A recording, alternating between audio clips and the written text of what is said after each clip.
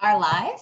Hi, everyone. Welcome to another episode of Positively Family Law, where we have a special little guest today. We do. So my daughter, her husband, and my grandson are visiting with us for 2 weeks. So technically I'm on vacation, but James here has decided to join us so we can still do our Facebook Live today.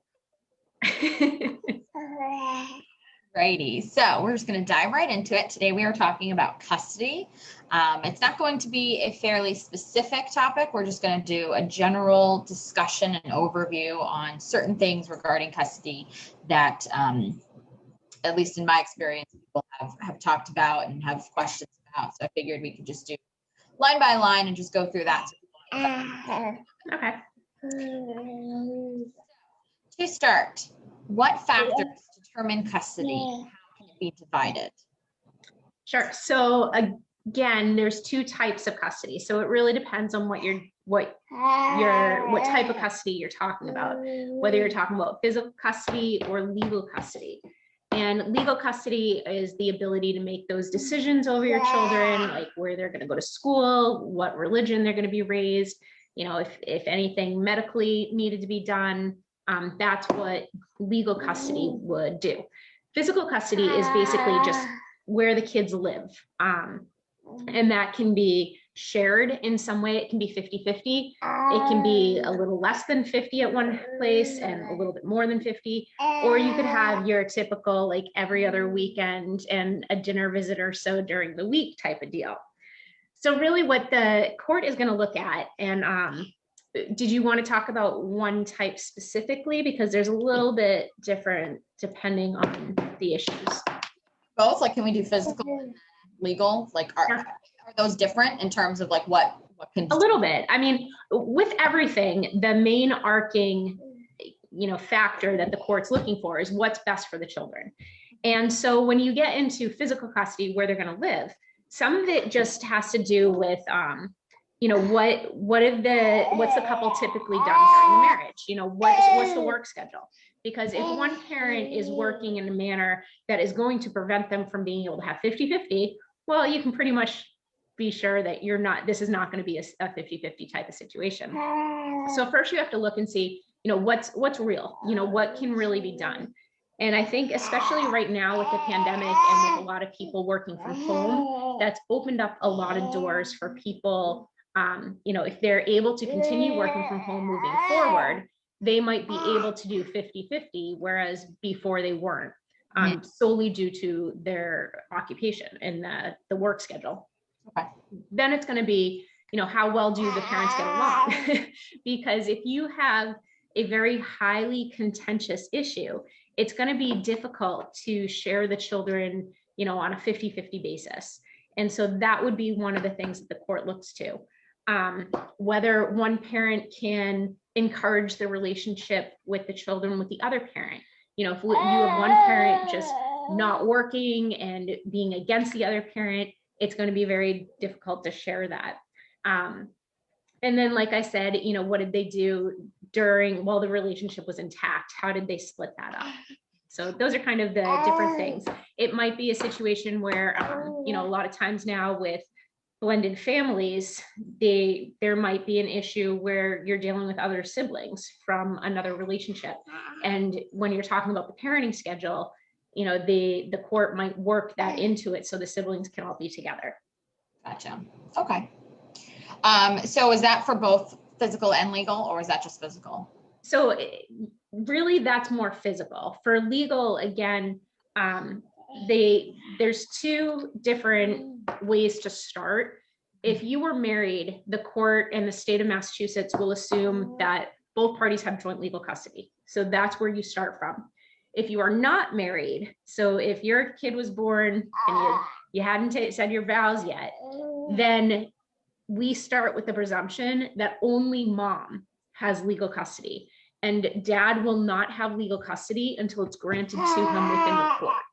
So that's a huge difference in regard to legal custody within a divorce and legal custody within just a paternity case or a custody case. And we're going to talk about that a little later today. That's actually one of my questions in regards to unmarried. So, okay, so that's physical and legal custody. Now, when you're looking, that is a very big factor in terms of child support, correct?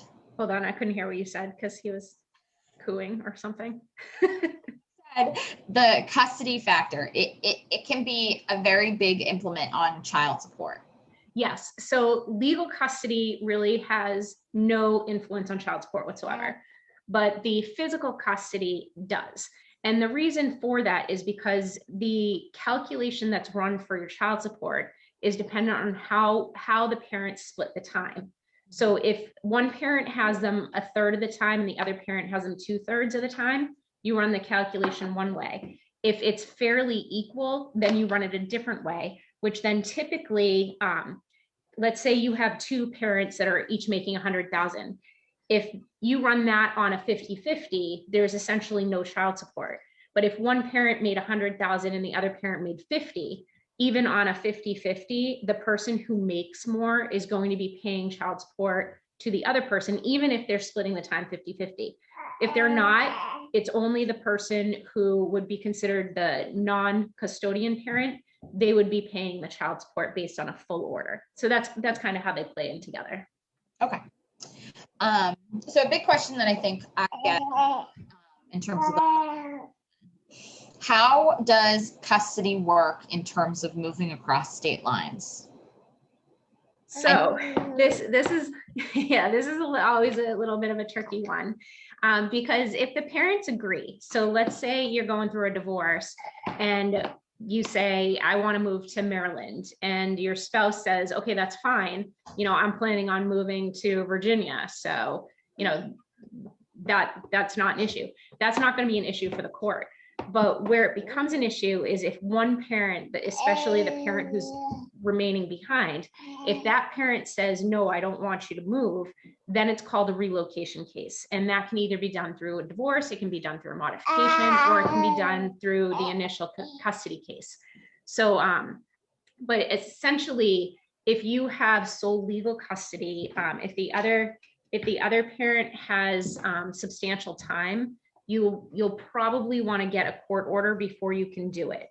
Like I said, unless the other parent agrees, then as long as it's in writing, there's certain things we try to do to help people protect themselves. But as long as it's in writing, they really shouldn't have an argument to not allow you to move across state lines. Okay. So, and so basically, obviously a good rule of thumb is don't leave the state until you have taken legal action if you do not have approval from the other parent. Yep. Good one. Yeah, and we also get people that call in unmarried moms who maybe dad hasn't been around for the last 3 years, doesn't really have a relationship with the child, and they're like, can we move?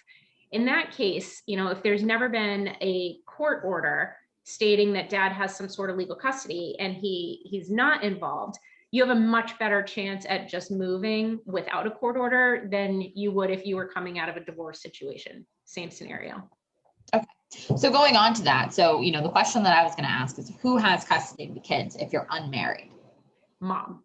And there's a lot of things that go into that, because that doesn't mean that once it goes in front of a judge isn't going to change that pretty immediate.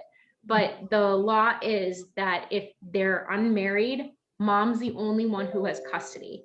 And the problem with that is, as long as mom and dad are getting along, everything's fine.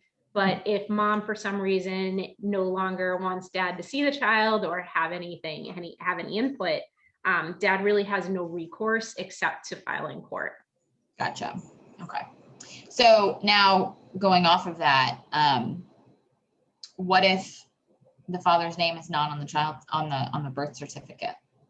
So if the name's not on the birth certificate, you have to file a paternity action. If the father has filed an affidavit of acknowledgement, that's how the father's name ends up on the birth certificate. If that's the case, it's just a custody matter. If they haven't signed that, though, you have to be able to establish paternity first. So that would be a paternity action over just a custody action. Okay. And then you would have to handle the custody action if you want time or. Yeah. And, people can file also just for child support to not deal with the legal and physical custody matter. But typically, even if you just do child support, that usually falls, because most people don't want to be paying child support for a child they're not able to see. So they'll want something established. Now, if you are married, is it automatically 50-50 in terms of the kid? Not necessarily. Again, the court will look at a bunch of different things, hold on a second. We got a little fussy. The court will look at a bunch of different things of, what is going to work best for these children. Have there been any agreements previously? If both parents are living together, sometimes the court won't even establish a parenting schedule because they're both in the same house. We've had cases where, we've seen everything. We've seen people completely change their schedule to be able to have 50-50. We've seen people that have done that, and then the court says, but you only did it for custody. But I think a lot of judges take the approach now that if one parent can do 50-50, if they can work out their schedule to allow for that, the court a lot of times will favor that because they want to see the kids spending time with both of their parents. James says he agrees. So when dealing with, I say this more specifically towards a divorce in terms of, custody and extended family. So, aunts and uncles, let's say, using our scenario again, me and you are married and we get divorced. That's our baby. We have a lot of issues in our relationship, Kayla. So, we have a baby and wants to see the baby, but you have more custody. How does that work? Like, how play into the custody factor after a divorce? Sure. So typically the court looks at it as, if both parents have parenting time, then whoever has a parenting time has the ability to introduce their family to the children. So if we separated and I have him and my family wants to see him, I'd bring him to my family during my parenting time. Same thing for you. You'd be able to bring him to see your parents. The sticky issue becomes if both parents don't want a certain family member to be able to spend time with the kids. And so, like, let's say that, I don't like my uncle and you don't like my uncle. So neither one of us will allow James to be around my uncle.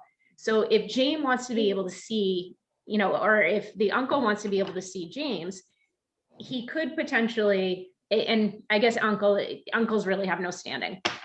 If we were bad parents, he could file for guardianship. So he could say, no, don't eat it. Oh God, this is so much work. I forgot. And, so he could potentially file for guardianship saying that neither one of us are fit to care for James. If it's a grandparent in Massachusetts, they can file for grandparent rights. However, the case law has made the burden extremely high for grandparents to be able to continue a relationship with the child over the parent's objection.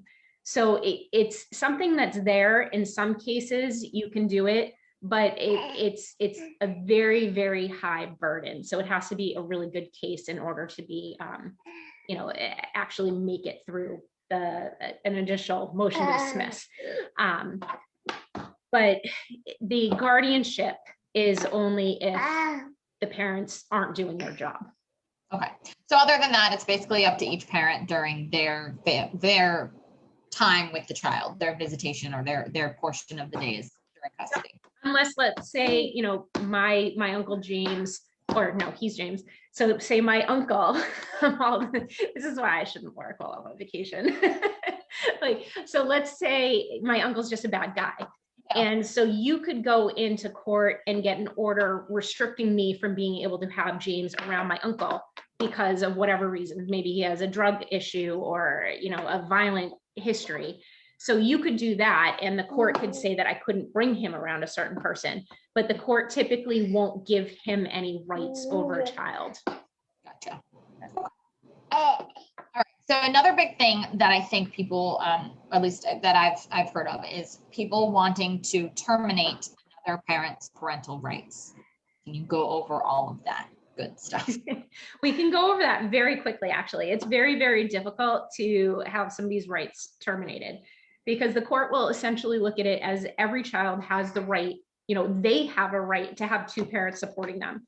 So where we have been able to accomplish this is one, within an adoption or a guardianship, because you have to, for a guardianship, you just have to show unfitness. You don't have to show a termination. For an adoption, there has to be a termination. So a lot of times, or I shouldn't say a lot of times because it's not that common, but sometimes what you'll see is, somebody has a child and that other parent just has nothing to do with the kid. Maybe they're paying child support, maybe they're not, but there's no relationship whatsoever. And then the parent that has the child gets in a relationship with somebody new who's willing to adopt the child. And in that case, if the parent who really, the bio parent, doesn't object, then they can sign off on their parental rights to allow the adoption to move forward. But unless you have that, most of the time the court is not going to allow somebody to waive their parental rights or sign off on those just to get out of child support, because the only one, I don't know how much longer I'll be able to do this, the only one that's getting hurt is the child. Yeah. So, all right, I'm gonna have to go because I don't know where mom is right now. All right, bye. Bye.